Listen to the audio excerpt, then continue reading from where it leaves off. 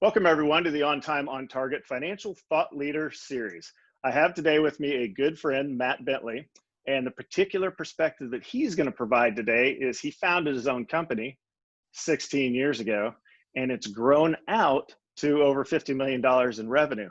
So if you're thinking of doing this, or if you're on your way to doing this, he's the guy you kind of need to listen to. He's currently sitting in the Chief Operating Officer chair, but he is really, since he's a founder and partner of the company, kind of bounced around all of the leadership, either positions or decisions that have gone into this.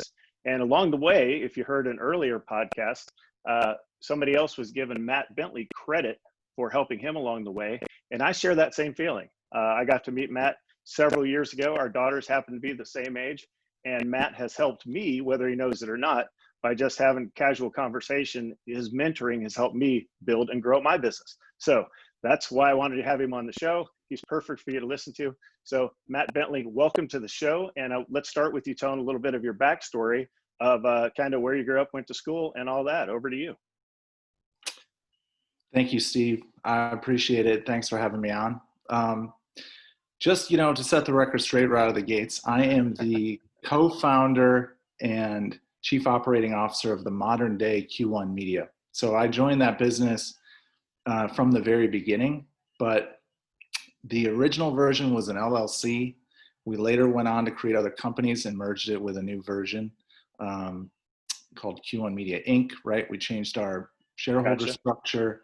And so the original founder is one of my best friends, Bill Weeman. And I certainly helped him build the business from the very beginning, but I'd be remiss if I didn't give him credit for the first founding. And, he's still with us today, very active in the business. But how I got started, I'm a Midwestern boy, and I ultimately found my way to Michigan State, which, as you can see today, I'm rocking the shirt. I care a lot about the Spartans. Kind of became a man at Michigan State, and it's to this day, it is a sacred institution to me, and I had a lot of great experiences there. I studied, oddly enough, advertising, which is the business I'm in today. A lot of folks don't go to school and come right out and go right into their field. I had the luxury, at least for most of my career, to be in advertising, and mostly advertising sales management, operations, things of that nature. So coming out of Michigan State, I graduated in 1998, and my lovely wife, Lisa, actually introduced me to the founder of a .com business based out of Austin, Texas. Oh, nice. Yeah, his name was Eben Miller. Really dynamic, amazing entrepreneur that taught me a lot right out of the gates. Lisa introduced me, and she won't let me live that down, right? She'll remind me about that till my dying day, my final breath. She's probably going to poke me and remind me of that. But, after that introduction, they flew me to Austin. I ended up getting the gig fresh out of Michigan State, just a few weeks. And it's kind of a dream scenario. They give me the opportunity to pick any region I want to be in the country, move there, and begin being a regional sales manager, building markets up for collegestudent.com, which was a online portal. Just imagine it as like a Yahoo for individual college campuses. And we had about 200 schools that we were promoting at that point. And my job as an RSM for the company was to fly out to different college campuses in the SEC. Doesn't suck, right? Right, rough life, yeah. Right. Meet with local advertisers and try to recruit and hire local marketing students to kind of do the guerrilla marketing efforts to build up the web presence once I left the market. But, to put that all in context, 22, 23 years old, coming right out of Michigan State with an advertising degree. I've got no real sales experience and no management experience, but I'm a regional sales manager right out of the gates. And it was a baptism by fire experience. And Eben basically trained me for 2 weeks, a little less than 2 weeks, in Chapel Hill, North Carolina, which also didn't suck. An amazing college campus to be on. And, we were doing door to door. Basically, we had our home base, we had a handful of employees in Austin that would call into the market and get us meetings, but they weren't able to just fill our calendar. And so you would end up going door to door, going into the big restaurants and bars and the bookstores and just pitching. And so that was an amazing experience. I was pitching digital advertising in 1998 to small business owners and sometimes medium-sized businesses around, college communities, and just cutting my teeth and trying to make it work. Yeah. Yeah, that's pretty cool. Now, I think you're right. You said something there that made me think of the people I've interviewed. I don't know of too many that actually ever used their degree, or used it right out of college. So how did did your degree relate to what you were doing, or what you were doing was more kind of social skills and closing deals, business 101 versus advertising? Degree did not really relate. I was kind of slanted towards more of a copywriting and creative role within the advertising program at Michigan State. This was before they had digital media programs.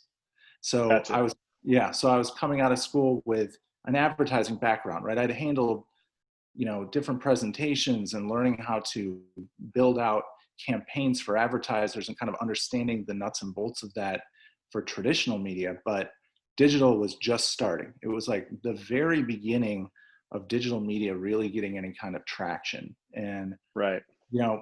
I jumped at the opportunity because I thought, hey, this is cool. I understand advertising a little bit now.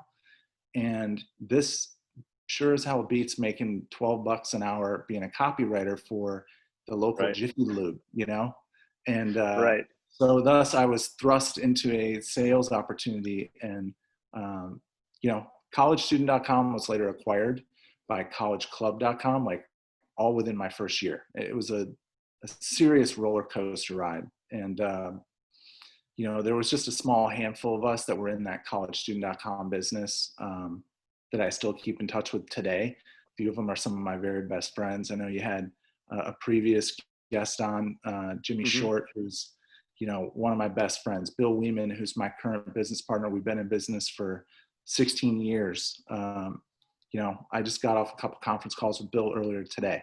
So it's funny who you meet in those early roles and experiences, and how they can stay with you for the rest of your life. And, we all went on that roller coaster together after the acquisition of collegestudent.com to collegeclub.com. These are youth-focused web communities, right? We had Facebook level technology and capabilities in mind. We didn't have the software horsepower really to execute on all those things. We were maybe a little early, but the venture money was flowing into businesses like us at an alarming rate, So after the acquisition, Jimmy rolled out to a spin-off company, and Bill and I became, senior account guys working for the combined company. And they relocated us out to San Diego, which was amazing. They put us up. Place, yeah. They put us up on Pacific Beach, and paid the rent and just tried to teach us a higher level of sales. They had hired several people that I would consider to be senior to Bill and I that were really great salesmen. Some of the more talented people I've ever been around to this day. And we were running and gunning. These guys they were showing us, hey, look, it's not about trying to sell, a 30 to 50K deal to Ford. How about we go sell them $1 million deal, and we build out a lot of different unique sponsorship opportunities, and we just think bigger. And that company went on to raise about $50 million from NBC Ventures and Sony Ventures. And ultimately we filed our S1 to go public. And I'm thinking this is not late 99. We file, and by 2000, the bubble has burst completely. And we were going out with Alex Brown. Deutsche Bank was taking us out. Goldman Sachs had passed on it. It just was not wasn't quite exciting enough for them. But Alex Brown had taken some companies out, it was a legit partner to take you out. But the market shifted, halfway through our quiet period, the market shifted completely. And I'll never forget it, right? I wasn't in the C-suite, but I'll never forget the bankers rolling into our offices in San Diego that were amazing, right? It was like 30,000 square feet or Right. 30,000 square feet, beautifully appointed right there in downtown San Diego, built for a .com. They probably spent $1 million on the build out. And you just see the bankers come rolling down the main hallway. They're wearing their Italian shoes. They got their polos on, and they're just going straight to meet with the CEO. And shortly after that, there was a cut to the workforce of about 30 or 40%. And that was really just the first cut of many over the next month or two. And the sales guys are always the last guys to go, right? So revenue producers, right? Yeah, right. We're trying to produce something, and we're grinding. So Yeah. Bill and I ultimately survived a very long way down that path as the company approached bankruptcy, and the company ends up going bankrupt. And I left and sought safe haven at that point at Dell here in Austin. Yeah. Well, so I mean, for the listeners, just think of that. Think of yourself right out of college. You hop into some fast-moving ball game. You get you get an acquisition right away, and then you have the .com bust into bankruptcy. I mean, that makes you who the man you are today, right? Because you have seen it. Most people don't see that in their lifetime, and here you are in your 20s seeing all that. So then Austin, Texas, and then Dell. So let's talk about what you did for Dell while you were with them. Well, for Dell, I was brought into a pretty cool division called the Preferred Accounts Division, which is just under the large corporate accounts and bigger than the small and medium-sized business accounts. And it was called PAD, and back then a lot of the management team would just say, hey man, this whole group of individual divisions, small business, LCA, PAD, emerging business, 4 or 5 different divisions of the company. It all goes based on how PAD's doing. So it was a really cool little group to be in. You had a lot of talented salespeople in it.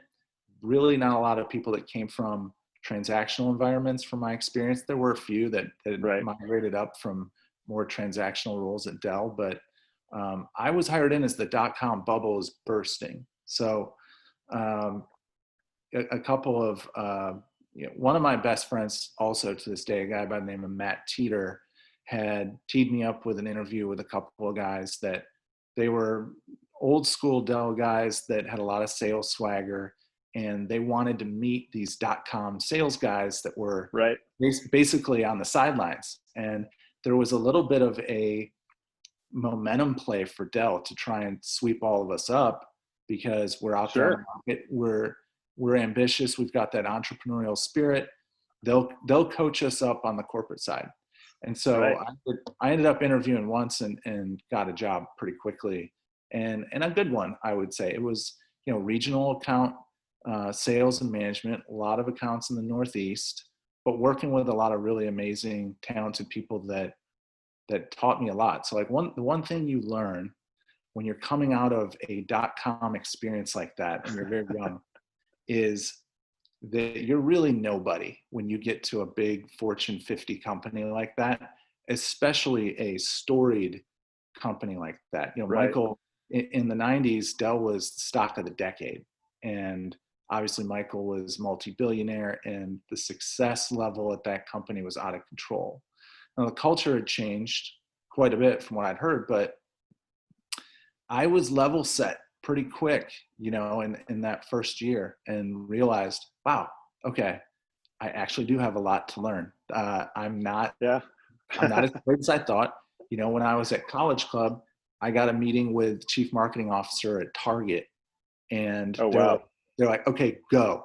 And the next thing I know, I'm up there with my boss, their entire ad agency, and the CMO's staff. And, I'm presenting, and I'm just a kid, right? I don't have a ton of experience. I haven't gone through a lot of trainings. I didn't carry the bag, so to speak, for College Club for 10, 12, 15 years. But I was given just a really long rope, and they wanted to see what we could do. And advertisers wanted to buy .com properties back then from young people because they felt like we were more in touch with what was happening with the internet. Yeah. Yeah, So that makes sense. it was a little bit more understood and forgiving. But when I got to Dell, right, it was, you don't know what you're doing. Here's how the sales process works. Here's how we sell. Here's the model of control. Here's how we make money. Here's how we generate margin. Here's process, right? Here's how you work together with a team of people. And man, you got a lot to learn, right? And so if I could go back and change anything in my career, my time at Dell would be the last thing that I would ever change, because, you know, I learned a ton from a lot of really smart people, and I have a lot of great relationships to this day that I cultivated at that company. Oh yeah, you bet. Well, when I hear you say that, you know, coming in as a young gun and a hot shot, and kind of getting humbled by the pros, if you will, reminds me of like guys that go to pilot training in the Air Force.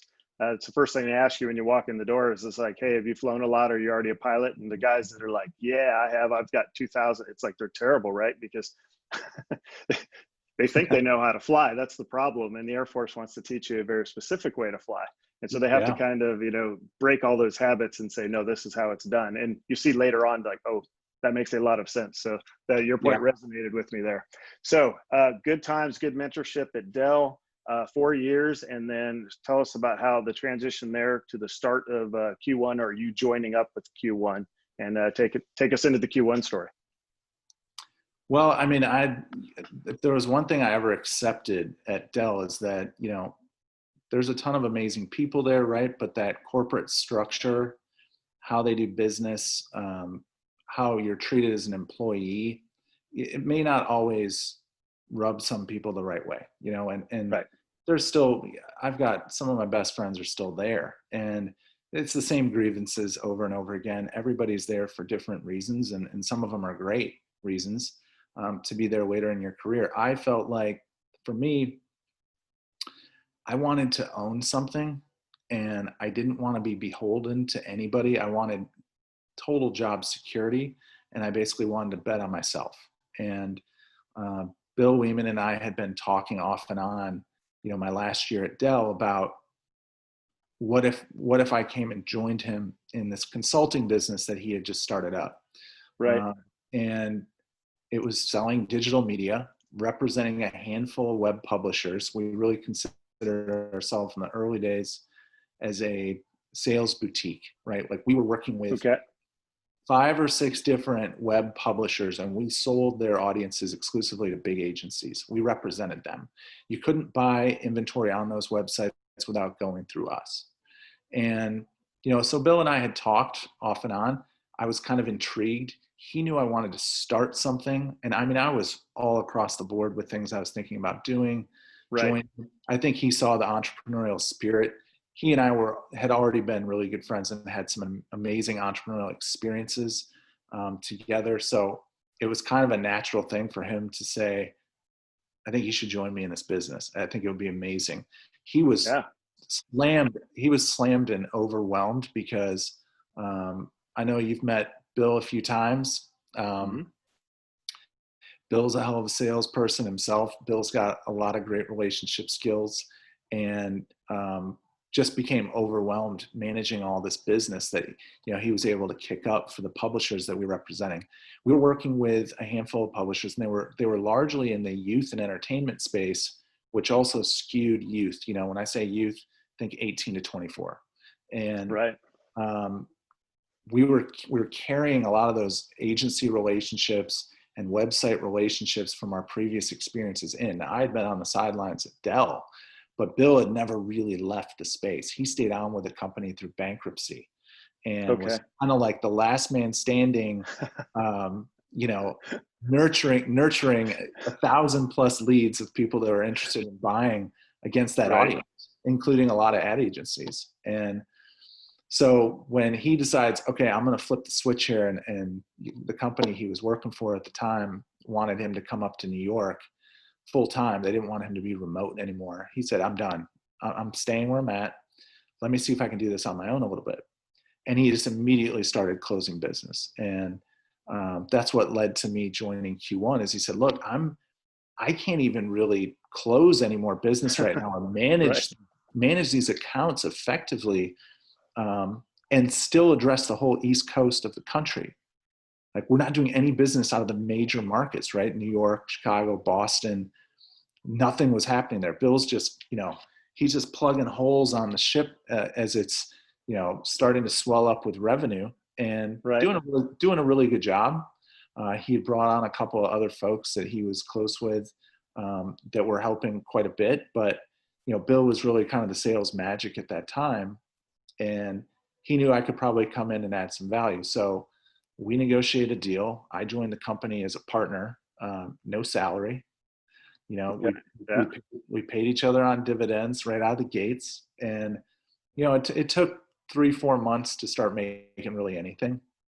And 5 or 6 months before things really started to turn up. But I want to say I doubled my income by the end of that first year joining the business. And man, we were just off to the races. Bill gave me just a super huge territory. I got off to a pretty quick start. I had to relearn certain parts of the business. I'd been out for a long time, but I was a pretty quick study. I mean, I'm sure, he'd tell you, hey, we had to sit down and spend quite a bit of time going over some of the new technologies that come out. And I really did have to relearn that. So rich media was a very big piece of the industry at that point that had become a high demand ad tactic for agencies. And all that means is just heavier load creative files where you could do more in an ad. Maybe an ad unit would drop down on the screen, and maybe it would play a video, or there'd be a much heavier flash file inside of it where an advertiser could just be more creative. And the engagement on those type of ad units was through the roof, right? Where click-through rate on a traditional old school flash ad might be, a 0.08% click-through. These rich media units were garnering like 2, 3, and 4% click-through. And people were willing to pay for it, right? We didn't really have the pipes to support that being kind of a low cost thing. So the ad servers were taxed serving a lot of those units, but at the same time, it was hot, it was new, and it was kind of the next gen of digital media. Yeah, well, that sounds exciting. And then I know we could spend, hours going through a 16-year history, but I just want to talk about a couple of points throughout your guys' time as you grew, and then as you right-sized, and several things that from your experience. But let's talk about 2007 to 2009. Where were you guys at that point, and how affected were you when the big global financial crisis hit? Well, so 2006 and 2007, we are in growth mode. We've added probably 5 or 6 people. I want to say we had a staff of 13 or 14. Okay. We had been a small business with 6 or 7 or 8 employees for probably 2 years. And we started to get a little bit of traction. Bill and I were able to hire a couple of really good account managers that freed up a lot of our time. We had our publisher relationships. I say publishers, the websites that we worked with were a lot more easy to manage, and the relationships had become more efficient as well. So Bill and I just started booking a lot of business, and we scaled the company up to $7-8 million in revenue. Okay. We were making good money at that point, and by all accounts, we were a successful small business that had an ability to kind of get ready to launch. And right. 2007 is actually a good year. We're growing, and we're starting to really feel good about ourselves. And we're like, we're going to just destroy 08. But then you start seeing, certain cracks start to emerge in November and December. So what should have been just a monster month for us in December of 07, I remember it was like, this wasn't very good. I mean, it wasn't horrible, but it was like, this is just not what we were expecting. Traditionally, in the digital media business, Q4 is your big boy. November is usually a huge month, and December, by all accounts, should be a very big month as well. And you could just sense something was coming, right? And then we all know kind of how the story unfolds. And in 2008, our business dropped about 35%. 2009, we actually dropped another 20%. Oh, So wow. it was a 2-year slugfest where we're just trying to hold on to any deals that we've pitched. We're trying to keep customers that might have active campaigns with us, and we're trying to hustle up and win new business. And we had a sales force of like 6 people at that point. Bill and I are doing like 90% of the revenue while trying to manage people and Right.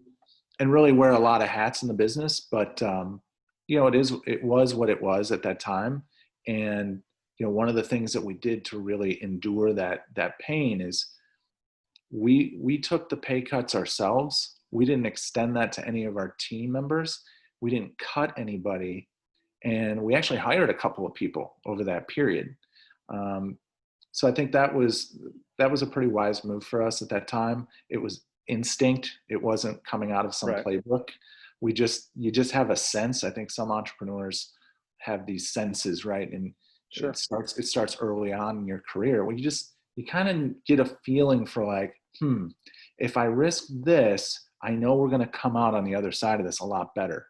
And a lot of times those risks are risks for your own livelihood, and Sure. your own family. And your employees will remember that too down the road, and they're going to know, hey, this is somebody that I believe in, that I'm really excited that they're leading the group because I've been through the war with them and I saw how they responded. And you know what? My quality of life didn't change at all. And we actually made some changes to our business that were pretty cool. So one of the things that we did do in 2008 and 2009 that I think changed the trajectory of the company completely is we began to innovate. Our sales organization had started getting a ton of requests for video. Video pre-roll was really starting to take off at that point. And all that is, right, is the YouTubes of the world and right. Anybody who had a website that had video content and you're layering in a 15 or 30 second spot in front of it. Maybe you're doing a mid-roll that's running 15 or 30 seconds in the middle. Whatever it was, there was a massive rush of demand for that inventory. And video performed better, and the brands could use their creative assets for TV and just port it right over to digital and expand their reach.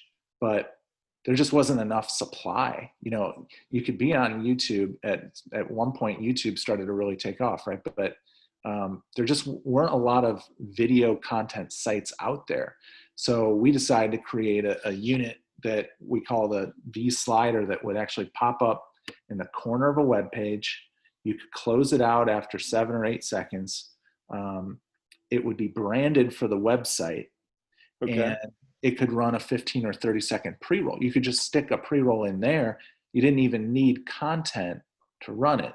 So it was a huge tug of war with the agencies. Bill and I spent hours and hours and hours over several months having that debate with big media buyers. People that are looking to spend $1 million on pre-roll for Microsoft would say, yeah, but I've got a mandate to buy pre-roll only. That's not pre-roll. That's an over-the-page unit. And we would say, yeah, but what are your available supply sources really? Are you just going to run on YouTube the whole time? I mean, where are you going to be? And you understand that this is performing at a little bit better average than traditional pre-roll, right? So if the unit itself is not completely overtaking the page and disrupting the user, I mean, obviously users are going to get annoyed by a placement like that. But if it's done really well and it's presented by the publisher and it's closable after a few seconds, but you can still scroll the page and it's not even disrupting the content, then how bad is it really? I mean, the publishers need sources of revenue to keep operating and producing great content. So it was a big back and forth that we had with a lot of agency buyers. And over time, they would give in to the pitch over and over again. They'd say, I need the reach. I've got all this budget. I've got to move it out. And you guys are actually performing great. Your click-through is up towards the very top of the list. So Bill and I created a separate company at that time called Attic Site. Mm-hmm. We brought in some other folks to kind of help us with it, people from past experiences, people we knew locally, some technology folks, and we created an entirely separate company. And lo and behold, that company ended up taking off and becoming almost as big as Q1Media.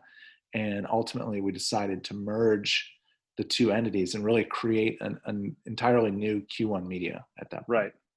Oh, that's smart. So for the listeners, when you think about that, if you're sitting at Dell and you're kind of irritated with the corporate world, right?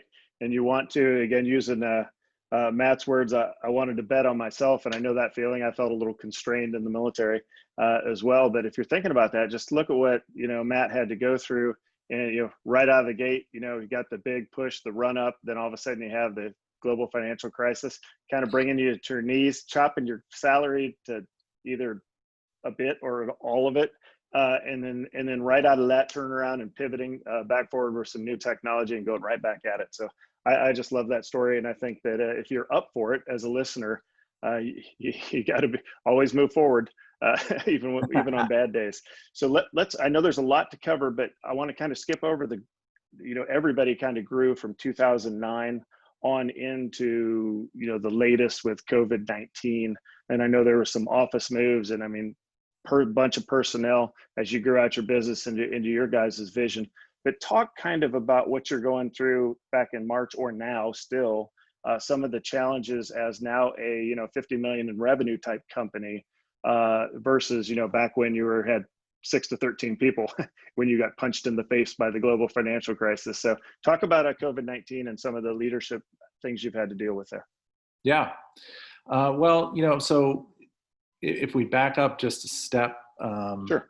We took the company from 2009 and 10 all the way up to 50 million over a several year march that really ended in probably 2015, maybe early 2016. So at our peak, we were doing 52 million in revenue. And what was driving a lot of that was video and this programmatic video ecosystem.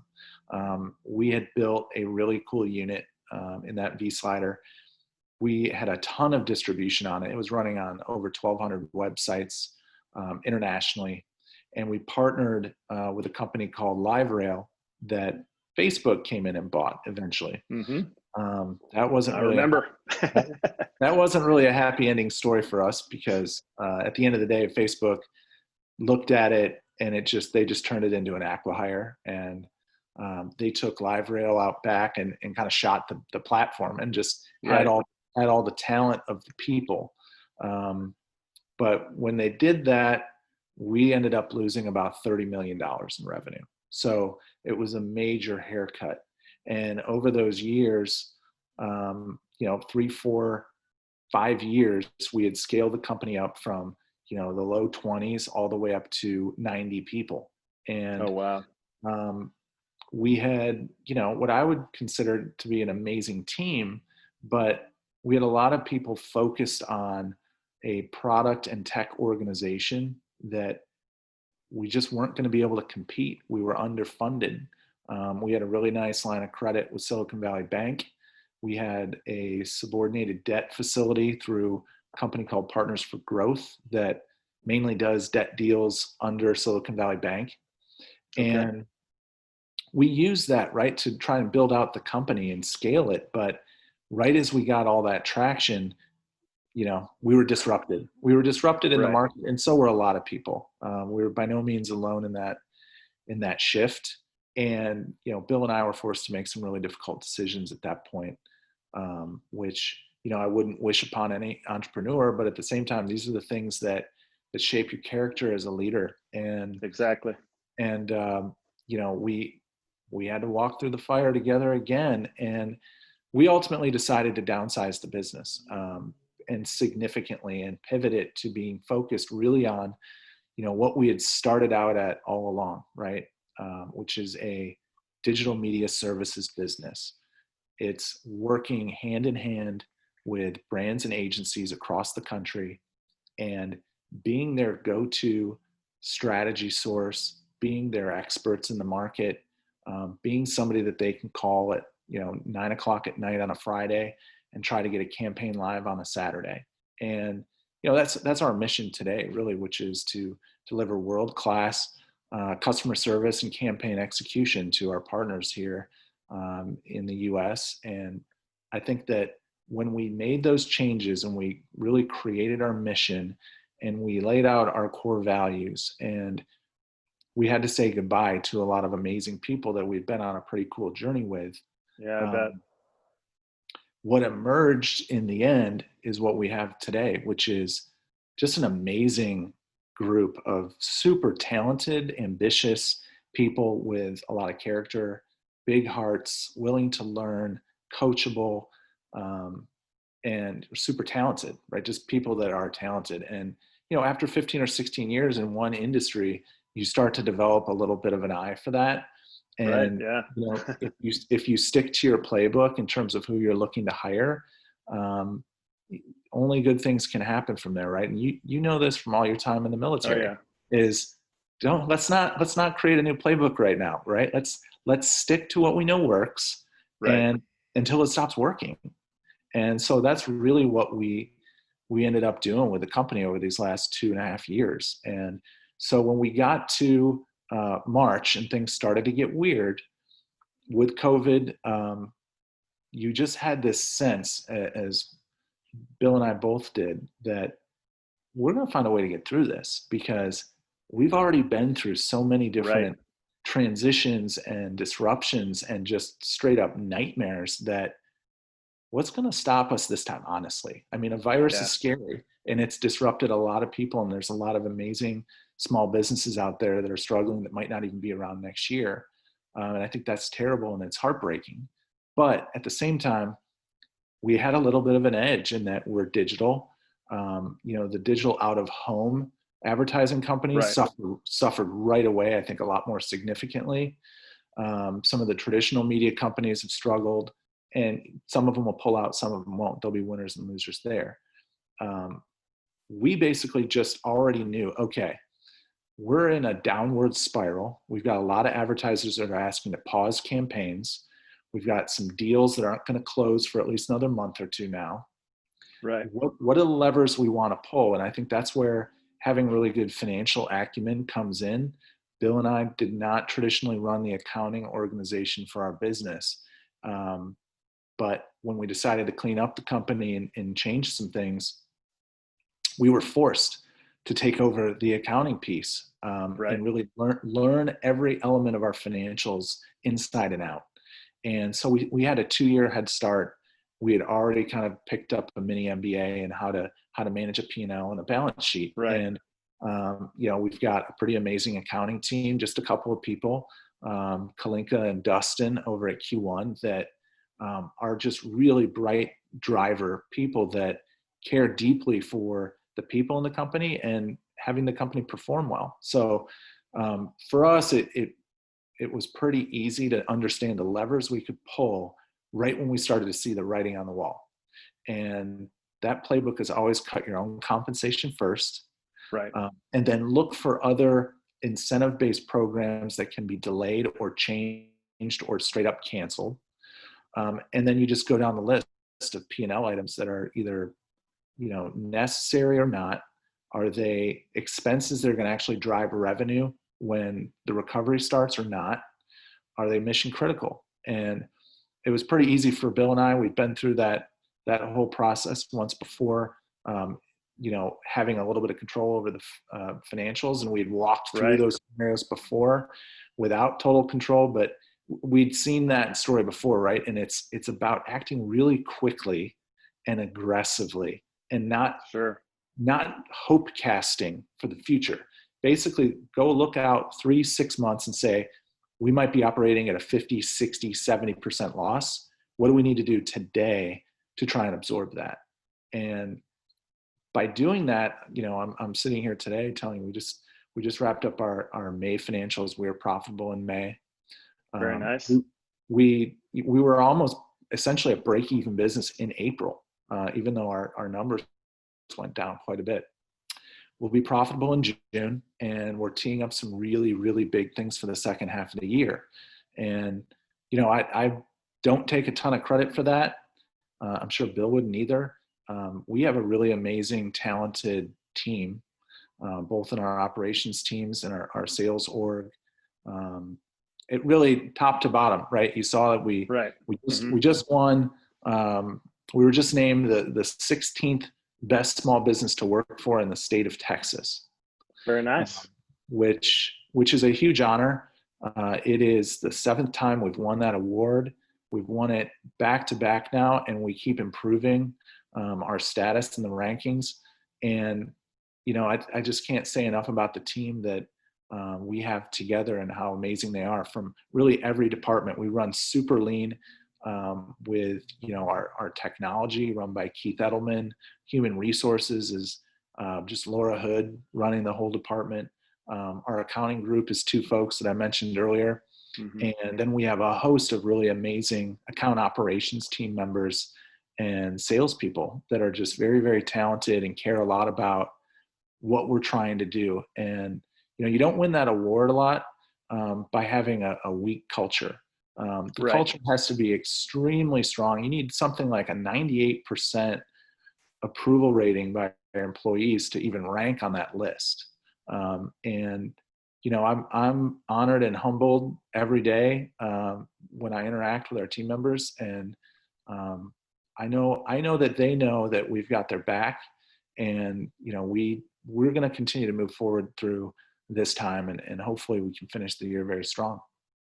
Well, those are so many wise words. And for the folks at home, I mean, that was literally like 8 leadership books compiled into one story. But, knowing that, having the confidence that you've been through the crap already.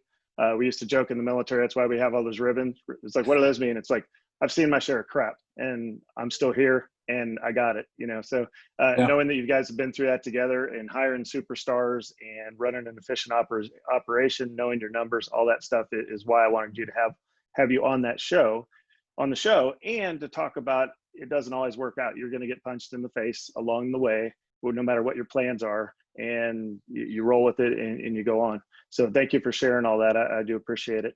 So if you were to go back now as a mentor, and you're being very humble, by the way, so even though he finally acknowledged how good his company is there at the end, but I mean, really an amazing leadership team and a team of superstars. So, but if you were to go back and now share either with a younger version of yourself or a room full of 25-year-olds about entrepreneurship and starting a business and building it out, what sort of mentoring words would you have for those folks? I would say start out working for an organization that you either have an immense amount of respect for, or can teach you a lot in a very short window of time. Do not feel the need to rush into entrepreneurship and starting your own business. That time will come. The sacrifices that entrepreneurs make, I think, is often glossed over when you're young and you're fearless and you just want to get going and you don't want to work for the man and it's going to suck being in a 9-to-5 big corporate, whatever. Well, a lot of these big companies today, some of the greatest companies in the world, will let you work from home 2, 3, 5 days a week. There's a huge diversity in those companies with folks that might have 25 years experience, folks that might have 3 to 5 years experience but are extremely talented, people that have Ivy League degrees. There's just a lot that you can be exposed to. The trainings, the white papers, the processes, the knowledge transfer that you can garner in just a year or two in one of these bigger organizations. And, when I talk about the bigger organizations, I'm talking about Amazon and Facebook and Apple, Salesforce, Google. There is no shame in going to one of those companies out of college, even if you've got an amazing idea, because I think that it can carve out certain leadership capabilities and skill sets that you don't have, that you're not going to be able to develop on your own as an entrepreneur. And I know that Bill certainly appreciated some of the sales process and just bigger level thinking, things that I brought over from Dell when I came over there. I mean, I was not at Dell for 18 months. I spent 4 years there and a couple of those years just get my butt kicked by people that were more talented or more ambitious or smarter than me. And right. I learned a tremendous amount. So when I came in, there was just an entirely new set of ideas that were brought to the table that people had to think about, talk about. And, I think when you're young and you're indestructible, hey, look, if you've got a bunch of cash, if your parents are handing you $1 million and they're saying, go make it happen, that's a different story, right? Try to bring in a few solid mentors, maybe a couple of board members, hire one of the best, 2 or 3 business development people, and have a small business and go for it. Okay. But a lot of entrepreneurs not funded like that. And it's a bootstrapped operation from day one. And this. Yeah, I hear you. these aren't easy things to do, right? So there's a certain amount of skill that goes into it, and you can't just necessarily get lucky and make it work. So, I would encourage a lot of entrepreneurs. Obviously, there's going to be some brilliant young entrepreneurs in college or coming out of college that are amazing, that are going to go on and they're going to do amazing things, and nothing's going to stop that or prevent that from happening. But then there's, the 95, 98, 99% of folks that fail, and they fail because they got way far ahead of themselves and they didn't really have any of the experience or team around them to help them launch something. And launching something is a 2 or 3 year process, and it's painful. And I just, it's glamorous, right? When the entrepreneur walks into the room, people are like, oh, wow, he owns XYZ company and they've got funding from so-and-so, right? But it's like, that is such a small percentage of entrepreneurs that are able to do that successfully. And the real entrepreneurial life is one that's, one like one I've lived, or Bill Weeman or Jimmy Short, right? Sacrifice upon betting on yourself, taking huge risks that other people might look at and pass out. And they would say, I would never do that. I would never go to 0 salary for 6 months just to see if I could make something happen, or a year. And, that's what it's like being an entrepreneur. And the highs are extremely high. The lows can be really low, but over time, things start to level out quite a bit, and you can focus more on operational excellence and creating an amazing culture. And that's kind of the place, I'm at today. Yeah. Well, I think those are great words. And your advice about going out and actually getting some professional, if you will, type training. I kind of like those names you listed off. It was like, that's portfolio 101 right there. So good choice of group, good choice of companies there. I know there's folks that are listening to you and thinking, man, this guy has been there, done that, seen it. He's the man, and you are. And folks are going to want to get a hold of you. How can they get a hold of either, like, I want to work at Q1Media, or I want to ask Matt a question? Yeah, if somebody wants to work for Q1Media, you just go to the Q1Media website, media.com, and you click on the careers tab, and that'll show you what's open. If somebody wants to get in touch with me individually, I've got no problem if you send me an email to Matt, M-A-T-T, at Q1Media.com, and just put, hey, listen to the podcast in the subject line or something, so I know why you're reaching out. Yeah, well, that's great. I appreciate you offering that up. And Matt, 100 thank yous for coming on time today. I know it was tough for us to kind of make sure you could fit me into your schedule, so I appreciate that. I love that, and I appreciate your friendship and mentorship as well. So thank you so much for coming on today. For our listeners out there, that's all we have for this show. So you've heard it, the highs and lows of entrepreneurship. It's something I sat in the Air Force for 20 years and thought about it, and I said, I'm ready, and I'm up for it. It turns out I was. But you don't know it until you're kind of there, and you see the highs and lows of it. So if you look at Matt's story, it has all the lessons you'll ever need to be successful. So with that, thanks listeners for listening in, and here's to you guys being on time and target with your financial and career goals. We'll talk to you next time. Cool, man.